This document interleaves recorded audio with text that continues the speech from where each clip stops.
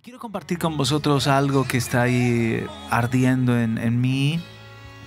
Quizás podemos poner una música instrumental de fondo y que tiene que ver con el pasaje que Dios nos dio para esta cita. Cuando David comienza a reinar, 2 Samuel capítulo 5, y vemos que lo primerito que hace David al comenzar a reinar es fijar sus ojos en Jerusalén. Lo que os voy a compartir me lo ha dado el Señor en determinados momentos así, orando, es como que me ha ido aclarando y ampliando la visión, así que no me extraña que siga dándonos más y más entendimiento de estas cosas, pero os comparto lo que hasta ahora he podido ver. Segunda de Reyes capítulo 5, Segunda de Samuel capítulo 5, perdón. Segunda de Samuel capítulo 5 vemos que David toma Jerusalén.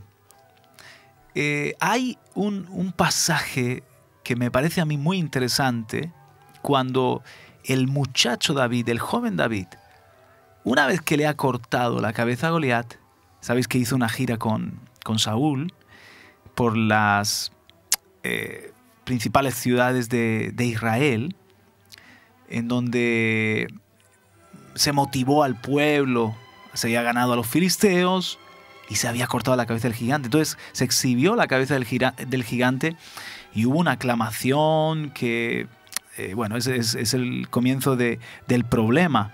Saúl mató a sus miles y David a sus 10,000, y comienza ahí esa envidia o esos celos de Saúl hacia David. Pero hizo David algo que es muy llamativo.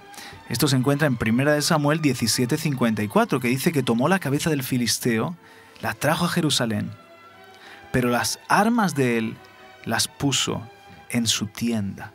Entonces, David es como que fue a las inmediaciones de Jerusalén y les mostró a los jebuseos la cabeza del gigante.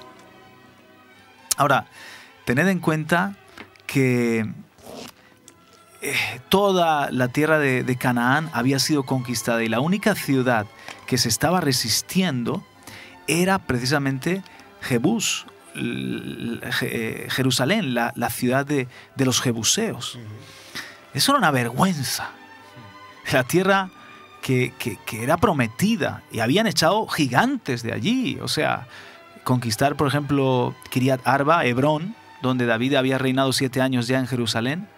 En Hebrón, pues Hebrón estaba llena de gigantes y Caleb los venció y tomaron ciudades muy complicadas. Sin embargo, a lo largo de los años, de las décadas, se resistían los jebuseos. ¿Por qué? Porque era una fortaleza inexpugnable. Tanto es así que cuando David va con sus hombres a terminar de conquistar la tierra prometida, a terminar de tomar la tierra que Dios les había dado como herencia, que lo que faltaba, era esta fortaleza, la ciudad de David, que luego se llamó Jerusalén, los jebuseos se burlan del nuevo rey recién ungido. No tienen temor, están tan seguros, han pasado tanto tiempo allí que dicen: mira, aunque vengas con un ejército grandísimo, aquí estas murallas son inexpugnables. Y tenemos víveres para aguantar un encierro, un sitio de mucho tiempo. O sea, estamos tranquilos. Pero ya David los tenía en el ojo cuando les mostró la cabeza del gigante. Yo creo que eso fue un aviso de navegantes. Aquí está, miren, los filisteos han sido derrotados. Miren, este gigante Goliat ha sido derrotado y antes o después ustedes van a caer.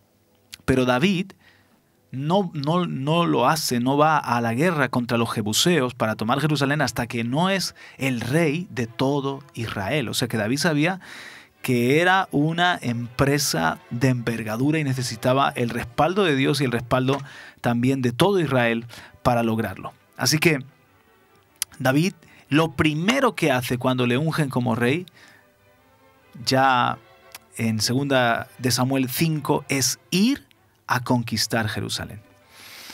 Y nos dice la palabra, vamos a leer en ese pasaje, 2 Samuel 5, entonces marchó el rey con sus hombres a Jerusalén contra los jebuseos que moraban en aquella tierra, los cuales hablaron a David diciendo, y aquí está la burla, tú no entrarás acá. Aún los ciegos y los cojos te echarán, queriendo decir, David no puede entrar acá. O sea, mira David, si nosotros dejáramos solamente en esta ciudad un ejército de ciegos y de cojos, todavía no podrías vencernos. Simplemente porque estaban confiados en su fortaleza, en sus murallas, detrás de sus murallas. Verso 7. Pero David tomó la fortaleza de Sión, la cual es la ciudad de David. Y dijo David aquel día, todo el que hiera a los jebuseos suba por el canal, y hiera a los cojos y ciegos aborrecidos del alma de David. Por esto se dijo, ciego ni cojo no entrarán en la casa. Y David moró en la fortaleza y le puso por nombre la ciudad de David y edificó alrededor, desde Milo hacia adentro. Y David iba adelantando y engrandeciéndose, y Jehová Dios de los ejércitos estaba con él. ¿Cómo lo dice este versículo, por favor, en 2 Samuel 5:10? Sí, David se engrandecía cada vez más porque el Señor Dios de los ejércitos estaba con él. Así es. Aquí en la Reina Valera dice, David iba adelantando, avanzaba, ¿no? Y engrandeciéndose. En la NTV dice, David se hacía cada vez más poderoso. Tremendo. Entonces, hay un poco de enigma en cuanto a cómo fue esta victoria, porque se nos cuenta poco.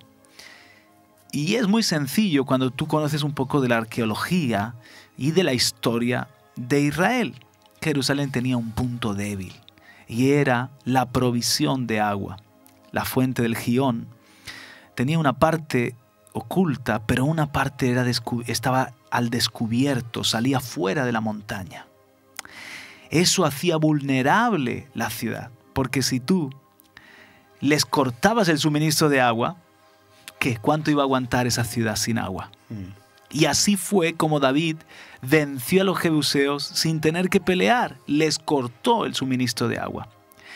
Ezequías más adelante hizo una obra que es todavía admirada, el túnel de Ezequías que desembocaba en el estanque de Siloé, del enviado.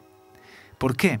Pues porque en los días de Ezequías, sabiendo Ezequías que tenía poderosos enemigos alrededor y que podían sitiar la ciudad, dijo Ezequías, la única manera de que podamos aguantar mucho tiempo es que este talón de Aquiles de Jerusalén lo arreglemos. Entonces, como la fuente del Gihón salía fuera de la montaña, excavó un túnel, que eso, si uno visita Jerusalén, todavía se puede ver el túnel de Ezequías y lo que dijeron los hombres cuando se encontraron, porque uno comenzó de un extremo del túnel y otro comenzó de otro extremo del túnel, rompiendo la dura roca, hasta que por fin se encontraron en el medio, y eso fue un estallido de júbilo.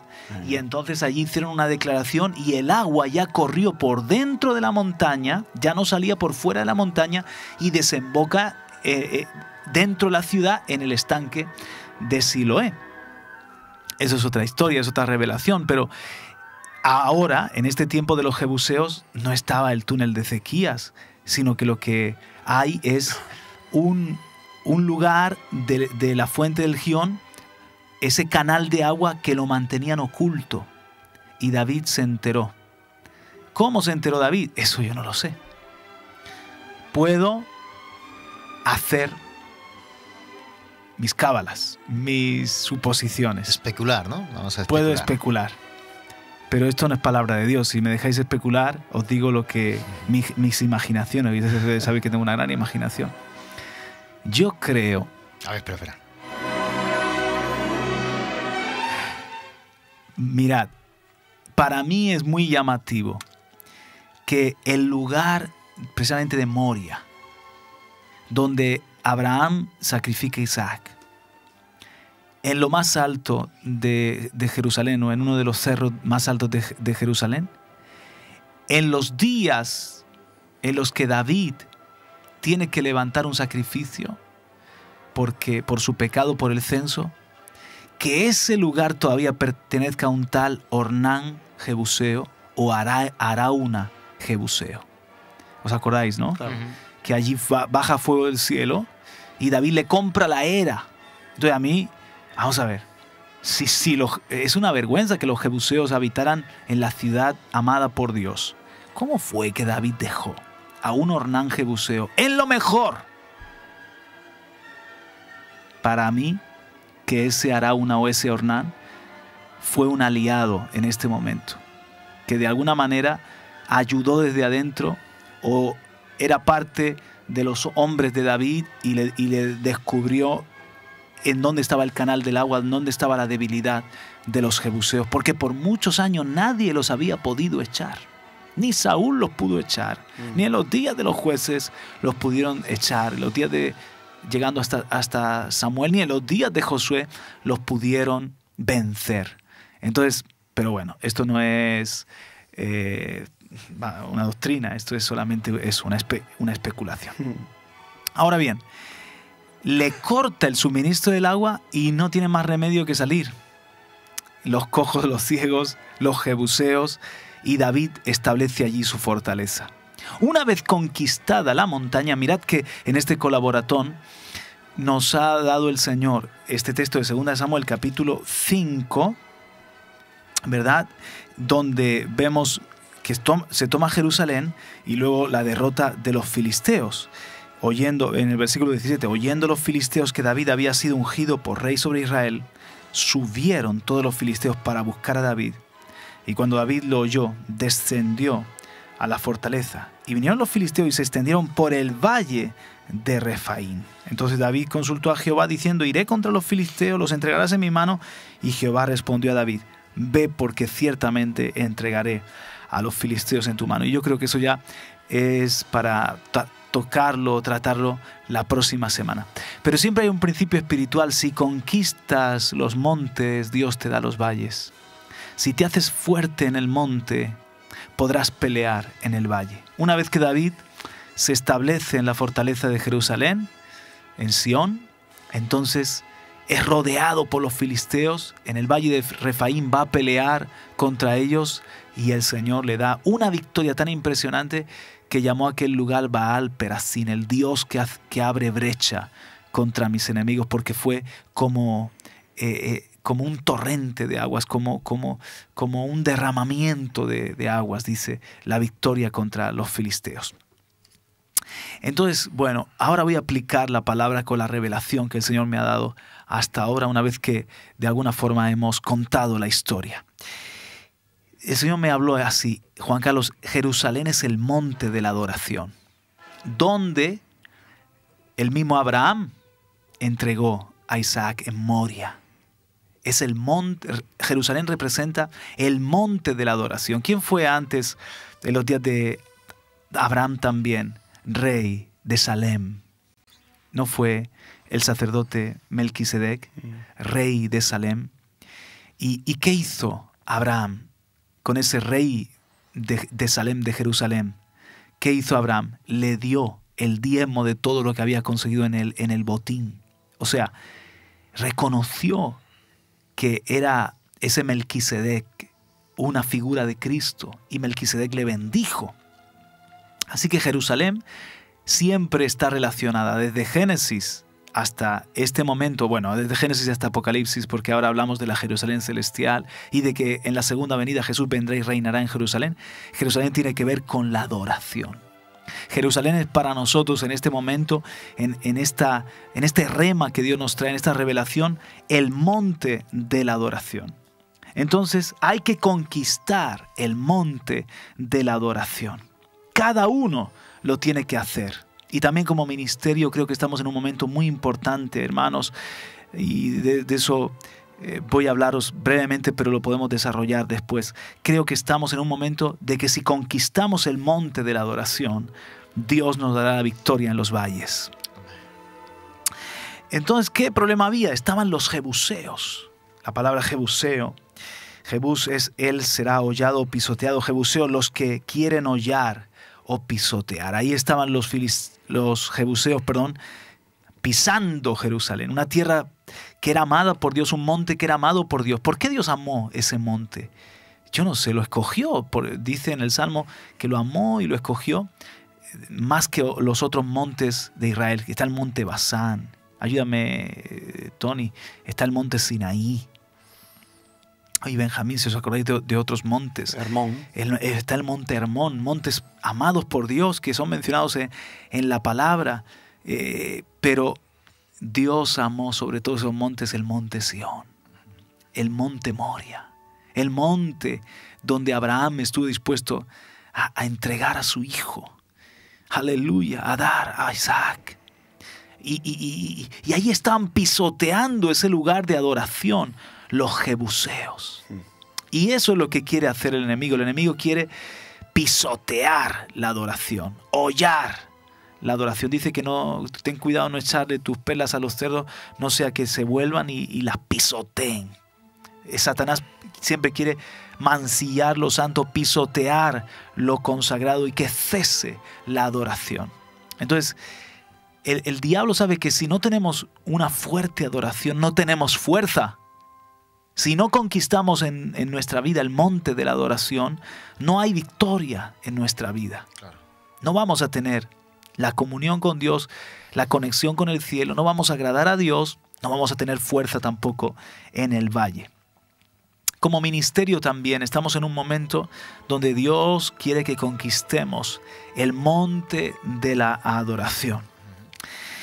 Entonces, ahora la pregunta sería, esos jebuseos que están tomando el lugar de la adoración, ¿cómo los podemos vencer? Hay que cortarles el suministro de agua. Corta con lo que ocupa el lugar de la adoración. Deja de alimentar todo aquello que está ocupando el lugar de la adoración. Dios nos ha llamado a ser sacerdotes, a ser adoradores, a darle a Él lo mejor, a darle nuestro tiempo. Entonces, aquello que está ocupando el lugar en nuestro corazón de la adoración, aquello que está pisoteando y afectando la adoración, hay que cortar con eso, hay que dejar de alimentarlo. Falsas identidades. Dios nos llama a todos nosotros sacerdotes, pero a veces estamos alimentando otra identidad. A veces estamos ocupando nuestro tiempo con otras cosas. Corta el suministro de agua para eso. A veces Dios quiere que le adores con tus finanzas, pero tus finanzas están yendo para otro lado. Corta. A lo mejor no tienes necesidad de cambiar de coche, pero eres tan fanático de los coches, tan apasionado por los coches, que cada 2 años te tienes que comprar uno nuevo. Corta ese ídolo, pisa tú a ese jebuseo. No alimentes lo que ocupa el lugar de la adoración, porque a lo mejor se te va a liberar una economía y una energía que se la puedes dar a Dios en adoración. Estoy poniendo ejemplos, pues quizás que no tienen nada que ver contigo, ridículos como me viene a la cabeza, pero quiero ilustrar a lo que me refiero. Cada uno sabe, a lo mejor el tiempo que le puedes dar al Señor para ministrarle la intimidad, para tener encuentros con Él, pues estás alimentando otras cosas. Eres, no sé, un apasionado por la historia y estás con tus libros de historia, dedicándoles horas y no tienes tiempo para estar con el Señor. Deja de alimentar eso y alimenta el espíritu. Conquista en tu vida el monte de la adoración. Apaga la tele, hermano. Toma un tiempo cada día para subir al monte de la adoración. Echa a los jebuseos que quieren cerrar. Que quieren impedir, pisotear tu adoración, impedir que seas un adorador en espíritu y en verdad. A lo mejor son malas amistades o malas costumbres. O como digo, no te ves a ti mismo como Dios te ve, como un sacerdote. Y estás alimentando una identidad, no sé, como un excelente trabajador, como un chico popular ahí en tu universidad, o te ves simplemente como un hombre de casa, pero que vas a la iglesia y los sacerdotes fueran otros. Tú tienes una identidad por encima de todo eso, un sacerdote de Dios, eres un adorador, y luego todo lo demás. Entonces, deja de alimentar otros roles de tu vida y otras identidades que están ocupando el lugar de tu llamado. Conquista el monte de la adoración. No desvíes recursos de lo que tiene que ser para Dios. Entonces, al ser debilitados los jebuseos se rindieron. Hay que debilitar a los enemigos de la adoración. Aleluya. Hay que debilitar a los enemigos de la adoración. Dios quiere hacernos fuertes en el monte de la adoración. Si somos fuertes en el monte de la adoración, vamos a tener victoria en el valle contra los filisteos. Vamos a tener la fuerza como de el Dios que abre brecha. Vamos a ver cómo Dios abre brecha contra nuestros enemigos. Vamos a tener la fuerza como de un torrente de muchas aguas. Eso lo vemos en el resto del capítulo 5, en las victorias contra los filisteos. Ahora, quiero aplicar esta palabra en cuanto a radio y a televisión vida. Y el Señor me hablaba de que Dios quiere como ministerio que conquistemos el monte de la adoración en estos colaboratones, que nosotros podamos entender un tiempo nuevo, podamos entender un tiempo en donde Dios quiere que cada 3 veces al año, cada 4 meses, 3 veces al año, en radio y en televisión vida haya un monte de adoración. Haya como ese altar de Jerusalén, donde traemos las ofrendas. O sea, Dios me mostraba, si ustedes pueden comprender que estos tiempos de colaboratón son como las fiestas de Israel, son adoración para mí. Si ustedes conquistan el monte de la adoración en lo que tiene que ver con estos tiempos dedicados para Dios, entonces va a haber siempre victoria en los valles. Va a haber los recursos necesarios. Entonces el Señor me hacía ver algo muy, muy, muy poderoso. Me hacía ver, fíjate que el tema de los colaboratones viene del mundo. Viene de los maratones para recaudar fondos. Maratón, que se hace en la radio, en la televisión. Y entonces de ahí nosotros empezamos con los maratones. En otros medios cristianos hacen maratónicas, así que nosotros también, como un medio naciente, hicimos lo que hacía Radio Amistad, hicimos lo que hacían en otros medios cristianos. Y entonces nosotros le llamamos colaboratón, por el tema de que es colaborar. Entonces tenemos una meta y lo hacemos con ese planteamiento, ¿no? de conseguir los recursos necesarios. Pero el Señor me decía, estáis haciendo algo, pero hay un camino más excelente. Estáis haciendo algo, pero yo quiero llevaros a conquistar el monte de la adoración. Entonces el Señor me decía, mira la diferencia entre la fiesta y un maratón.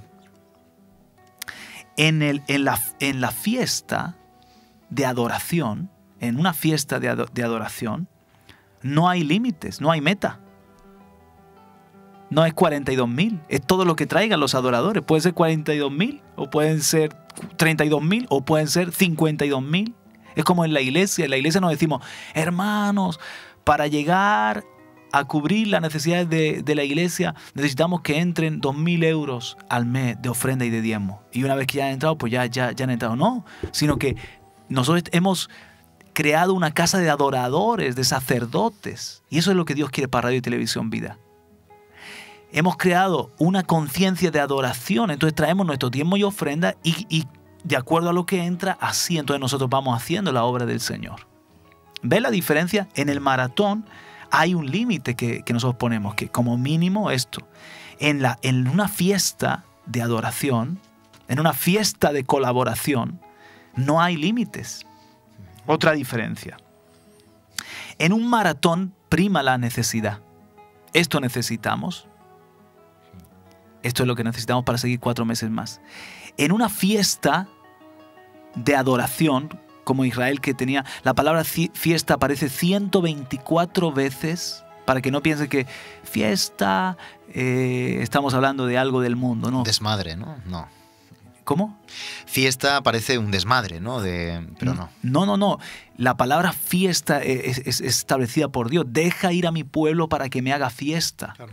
Fíjate Es la primera vez que aparece. Le dice el Señor a Faraón, deja ir a mi pueblo para que me haga fiesta. Dios quería que Israel hiciera fiestas. Y Dios dice, yo te mostraré en qué lugar me vas a hacer la fiesta, que luego fue Jerusalén.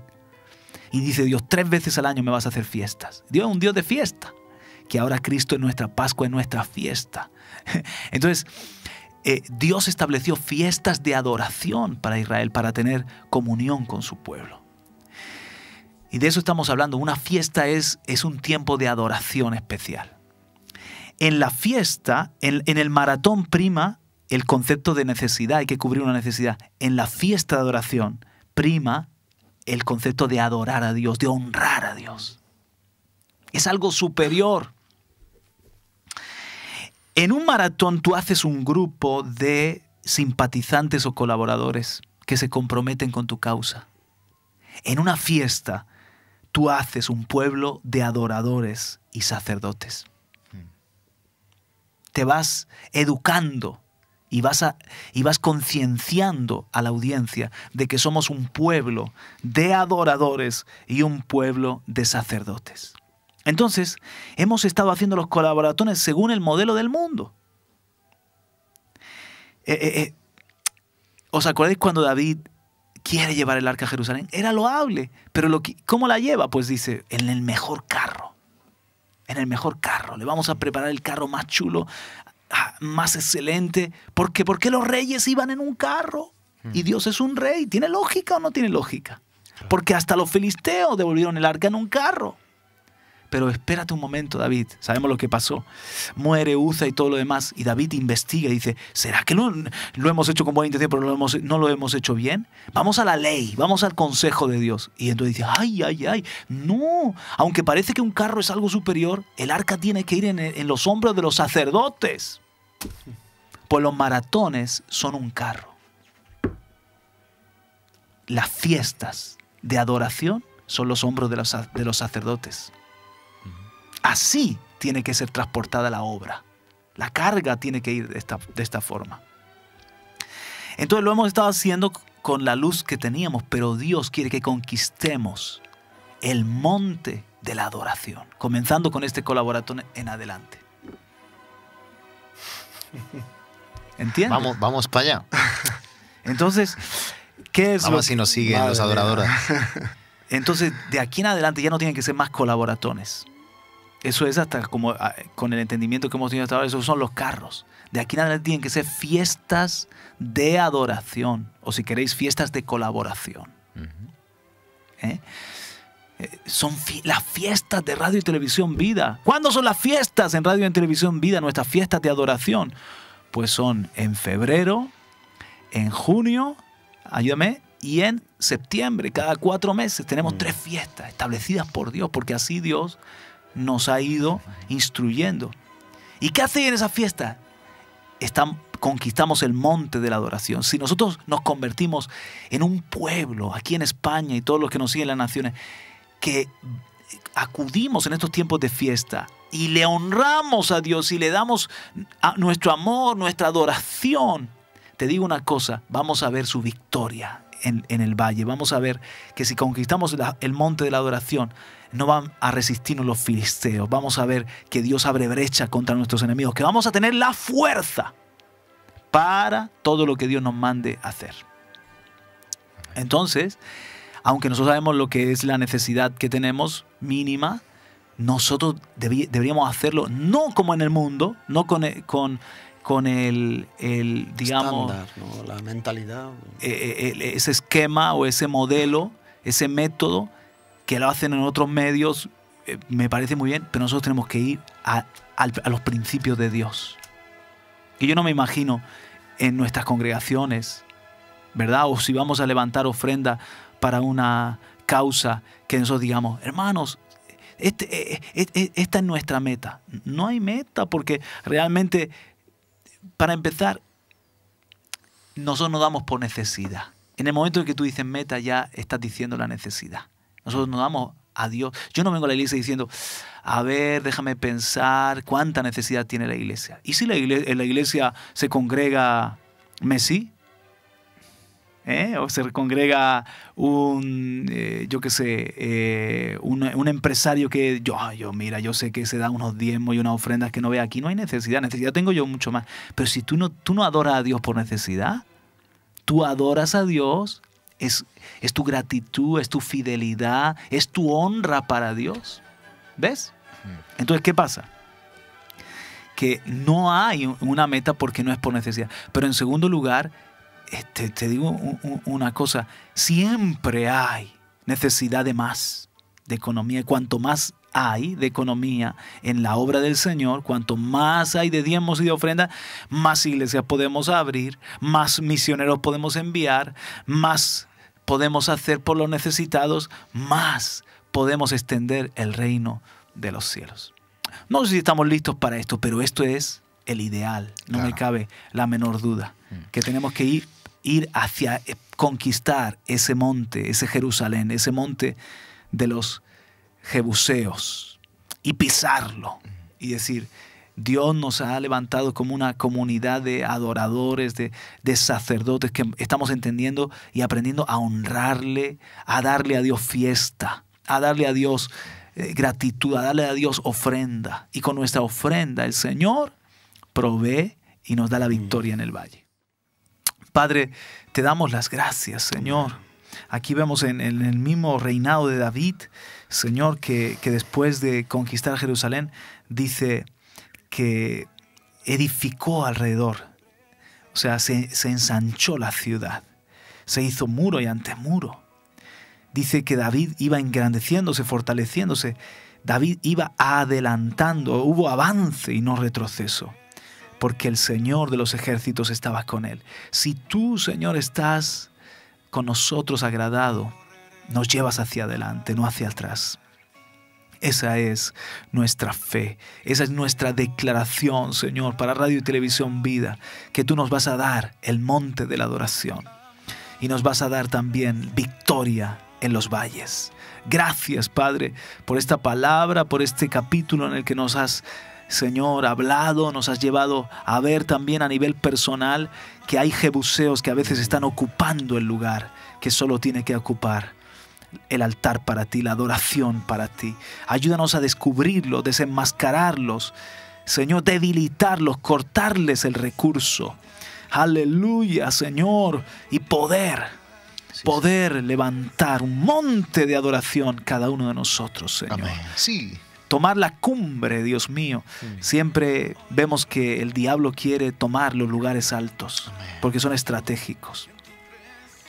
Pero, Señor, Dios mío, nosotros te los estamos dedicando a ti. Aleluya. Oh, Señor, lo más alto. Dios mío, desde donde se reina, desde donde se otea, se domina un territorio. Dios mío, el monte de la adoración, cuando te lo entregamos, entonces se establece tu reino en un territorio. Dios mío, se amplía la visión. Oh Dios, te levantamos. Señor, este lenguaje es espiritual, es profético. Pero danos la gracia de poderlo aplicar, de aplicar estos principios a nuestra vida diaria, a nuestro caminar y también como ministerio y como medio de comunicación, Señor. Amén. Dios mío, nosotros abrazamos, aleluya, tu presencia como lo que más queremos. Enséñanos a transportarla, no en un carro nuevo, sí, sobre los hombros de los sacerdotes. Amén. Muchas gracias, Padre, por todos aquellos que están uniéndose, ofrendando, participando todos estos años y en este tiempo como nunca antes. Señor Padre, declaramos esa palabra de Isaías 43. Yo la quiero confesar. No os acordéis de las cosas pasadas, ni traigáis a memoria las cosas antiguas. He aquí que yo hago cosa nueva. Pronto saldrá a la luz. ¿No la conoceréis? Otra vez abriré camino en el desierto y ríos en la soledad. Daré aguas en el desierto, ríos en la soledad, para que beba mi pueblo, mi escogido. Este pueblo que he creado para mí, mis alabanzas publicará. Porque yo derramaré aguas sobre el sequedal y ríos sobre la tierra árida. Mi espíritu derramaré sobre tu generación y mi bendición sobre tus renuevos. Y brotarán entre hierba como sauces junto a las riberas de las aguas. Este dirá, yo soy de Jehová. El otro se llamará del nombre de Jacob y otro escribirá con su mano a Jehová y se apellidará con el nombre de Israel. Amén, Señor. Proclamamos ríos en las alturas desoladas. Aleluya, cosa nueva que tú sacas a la luz, Señor. Proclamamos camino donde no lo había, Señor. Gracias, Señor. Oh, Padre. Oh, gracias, gracias, gracias. Sí, Señor, me viene ese monte Carmelo, ese monte que se conquistó, el monte de la adoración allí. Se levantó altar y luego en la cumbre del Carmelo se oró fervientemente. Hubo una conquista de la adoración y de la oración ferviente. Y Señor, la lluvia vino. La lluvia vino, el nuevo ungimiento. Aleluya, de la generación que continuaba con el propósito. Brotaron los Eliseos, la lluvia vino, brotaron los nuevos reyes, brotaron los Eliseos, brotó la nueva generación. Prepáranos, Señor, para, aleluya, para eso nuevo que tú quieres hacer, Señor. Gracias. Estamos en transición. Veo que estamos en una transición y que tú nos estás abriendo el panorama. Amén. Oh, por eso dice en Isaías 43, ¿no lo percibís? ¿No lo conoceréis? Pronto saldrá la luz. ¿No lo veis? ¿No veis que estoy haciendo algo nuevo? Danos esa capacidad de conocer, de entender, Señor. Sí, Señor. Gracias, Señor, por este momento, por esta palabra, por esta ocasión, Señor, que tenías. La verdad es que no pensábamos que íbamos a estar los tres aquí juntos en el directo, pero tú así lo has hecho, Padre. Gracias, gracias. En el nombre de Jesús.